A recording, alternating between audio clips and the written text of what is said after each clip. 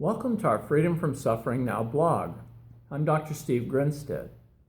You know, when somebody's living with chronic pain, a lot of times they can move into depression-like symptoms, sense of hopelessness, helplessness, in other words, end up really suffering. I know for me in my recovery of chronic pain, I've had to move through all the stages of grief and loss. And when we look at the stages of grief and loss, there's different phases people need to work through: shock, denial, anger, pleading, bargaining, depression, and acceptance.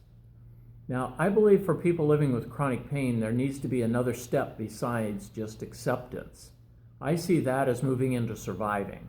And surviving's okay, but it's a transition point as far as I'm concerned.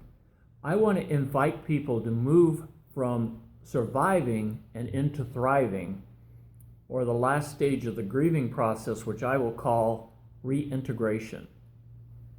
For me, that was when I got to the point after a year or so of therapy and working through a lot of grief and loss, that today my life was better than ever. And yes, it was different, but it was better. And that gave me that sense of hope. I had to really make peace with my pain. If you're watching this video on YouTube, please go to the link below to check out the full Freedom from Suffering Now blog, or to check out our bookstore page for my Freedom from Suffering: A Journey of Hope book, as well as other publications in pain management and relapse prevention. I want to offer people some strategic step-by-step tools on how they can move through the various stuck points. And one of the stuck points is to get stuck in just surviving.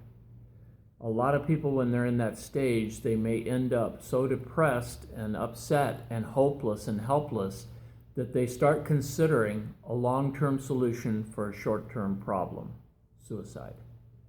I know that I was almost there, and I'm very fortunate that I had a really great group of people in my life, both personally and professionally, that helped me make peace with my pain and resolve that grieving process.